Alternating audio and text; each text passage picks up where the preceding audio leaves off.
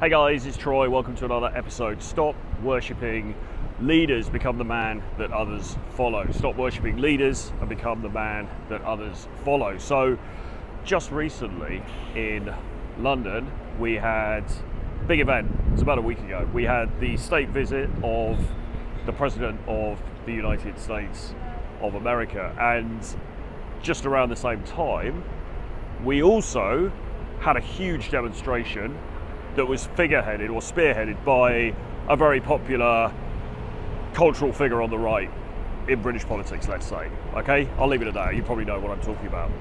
So, two big events. I would argue the state visit was the bigger event, the more significant event, but two pretty big events nevertheless that happened in this city within the last week or so. And both of them were centered around dominant masculine figures, okay? And both of them were cheerleaded by hundreds of thousands of other men. All right? Now, is there anything fundamentally wrong with that? Not really, no. And women, sorry, I should clarify that and say and women as well. But obviously, predominantly, I'm aiming this at men, so hence saying men. Anyway, hundreds of thousands of people cheerleading these figures. Is there anything inherently wrong with that? Not really, but I would put forward to you now, as a thought experiment, the idea that we shouldn't be putting anybody on a pedestal, whether they are the leader of a country, whether they are the leader of a political party or movement, whether they are a guru on social media, whether they are a movie star, a rock star, a writer, a prominent thinker, any of that stuff. We shouldn't be putting them on a pedestal. Instead, what we should be doing is putting ourselves on that pedestal, okay? Now, in saying that, is there anything wrong with admiring public figures, or even not even public figures, maybe somebody in your family, maybe your father or your brother or your cousin or whatever? Is there anything inherently wrong with that? No, of course not. Of course not. Human beings around us in the bigger culture or in the microculture of our lives do wonderful, amazing, fantastic things, and that can be hugely inspiring. They can change our lives personally. On a personal level, they can change our lives. And some of these larger figures, on a societal level, they can change our lives. Or somebody might create a piece of music or a set of songs that have been with you through your life, through the most difficult periods of your life. That person's work has resonated with you and inspired you and helped you to get through difficult periods. And you think about them a lot. You think about their artistry. You think about the manner in which they put those pieces, those songs, those works of art together. And you think, my God, how can a human being have that talent? How can a human being have that ability, right? Which is fine. There's nothing wrong with that.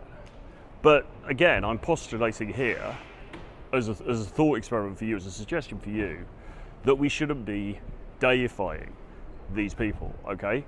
Because in the end, these people are just human beings like us.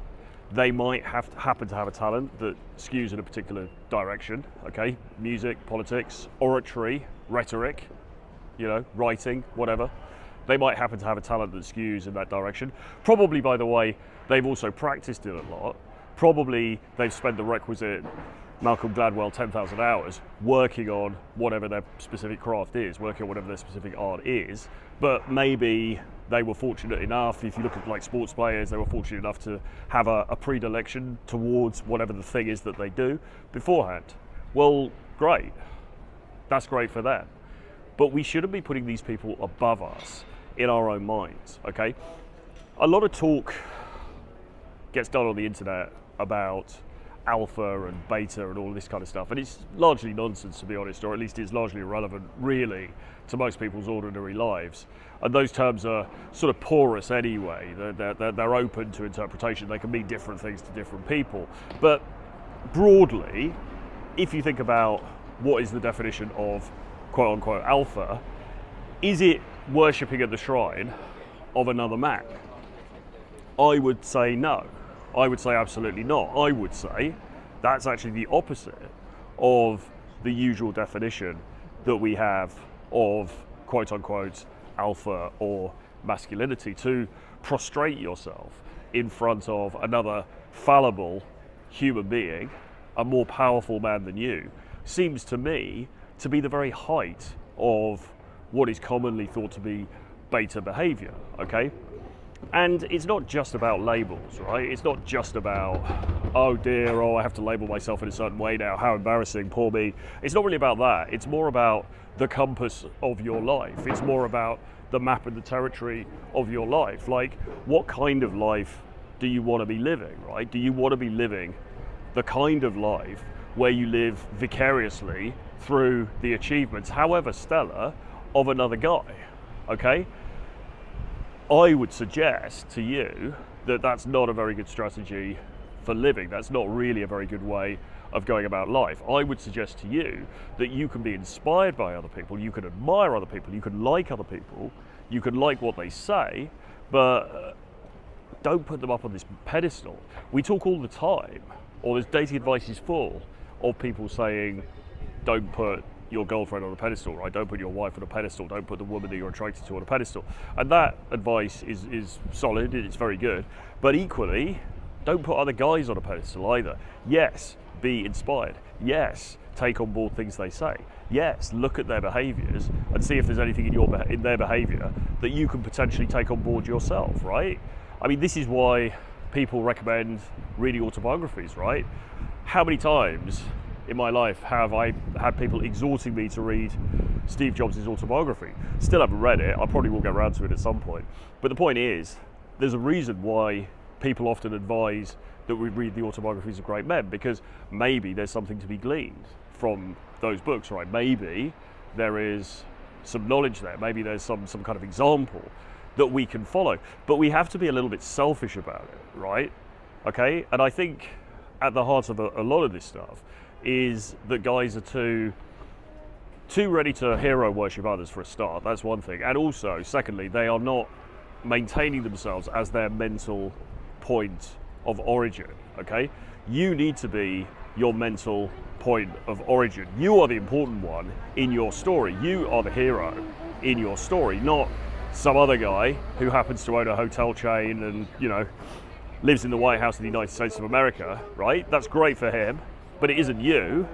So you need to concentrate on your own narrative, your own story, what's making you the hero in your own journey, okay? That's the really important thing. So yeah, I mean, sure, look at these people for inspiration, look at these people to get ideas, look at these people to see, you know, broadly what you can steal, okay? Remember Picasso, great art is theft, right?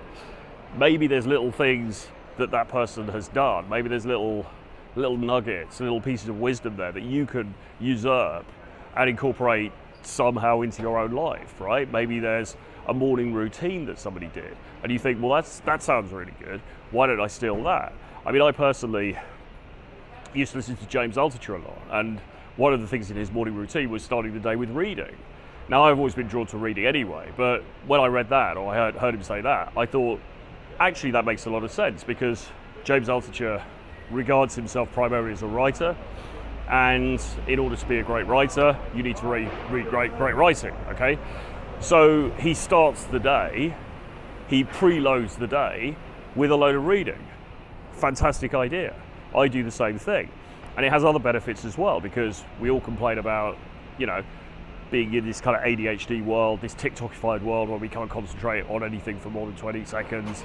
Well, if you spend the first half an hour of the day reading, paying close attention to a longer piece of text, it really trains your mind in a way that's very valuable in the modern world, okay? So you can take little bits and pieces here and there, but putting somebody on a pedestal, I think, is the height of tomfoolery, and it weakens your position, it weakens your sense of self, okay? Because the transcendent man, right, the sovereign individual, is just not going to do that, right? He's just not interested. in deifying or putting on a pedestal some other guy. It's just, it doesn't even enter his reality. So why is it entering yours? Okay, that's what you need to ask yourself. Anyway, hope you enjoyed this one. Do subscribe, do give me a like, do write a comment below, share, etc. And I'll see you guys again very soon. Bye bye.